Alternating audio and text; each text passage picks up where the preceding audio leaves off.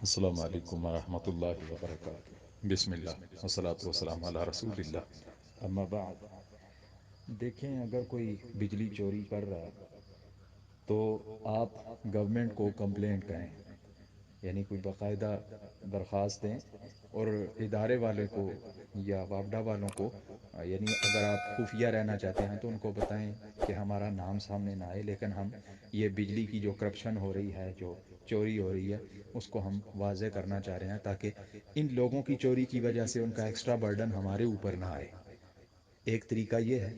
اگر آپ یہ سمجھتے ہیں کہ وابڈا والے بھی ان کے ساتھ ملے ہوئے ہیں، یعنی ہمارے ہاں اللہ معاف فرمائے کوئی قانون نام کی چیز ہی نہیں ہے، جو بندہ چور ہے، کرپٹ ہے، حکومت اس کا ساتھ دیتی ہے، کیونکہ وہ بڑے بڑے عہدوں کے اوپر یا ان لوگوں کے بڑے بڑے سیاسی لوگوں کے پیچھے ہاتھ ہوتے ہیں، پشت پناہی ہوتی ہے، تو غریب بندے کو پھنسا لیا جاتا ہے، اور جس کی اپروچ ہوتی ہے تو اس بندے کو کوئی نہیں پوچھتا۔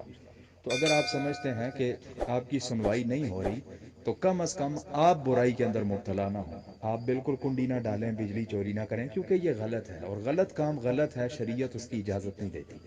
رہا یہ معاملہ آپ کا یہ کہنا کہ 90% غلط بجلی استعمال کر رہے ہیں اور ان کا برڈن ہمارے اوپر آ رہا ہے، تو سوال میرا یہ ہے کہ اگر اس گاؤں میں 10% جو رہ گئے ہیں وہ بھی اگر اسی طرح کنڈیاں ڈال لیں،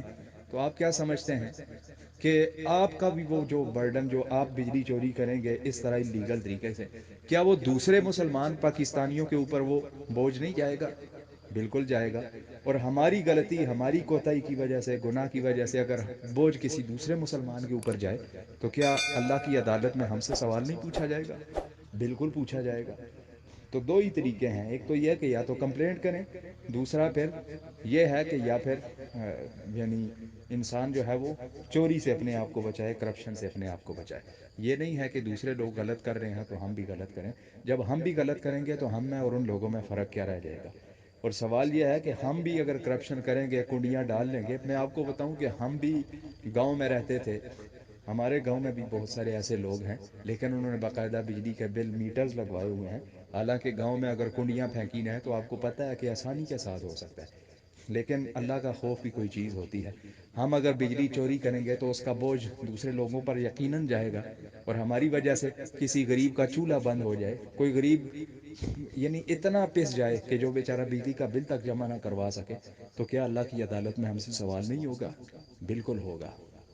تو یہ جو ہمارے اوپر بوجھ ہے، یہ ویسے ہی ہمارے اوپر جو اشرافیہ بیٹھی ہوئی ہے، حکومتی لوگ بیٹھے ہوئے ہیں جن کی عیاشیاں اور شاہ خرچیاں، ان کا بوجھ ہمارے اوپر ڈالا جاتا ہے۔ تو اگر ہم بھی یعنی کرپشن کرنا شروع کر دیں، ملک کو لوٹنا شروع کر دیں، تو پھر ہم میں اور ان ظالموں میں کیا فرق رہ جائے گا؟ اللہ تعالی ہمیں سمجھنے، عمل پیرا ہونے کی توفیق عطا فرمائے۔ ھذا ما عندی واللہ اعلم بالصواب، والسلام علیکم ورحمۃ اللہ وبرکاتہ۔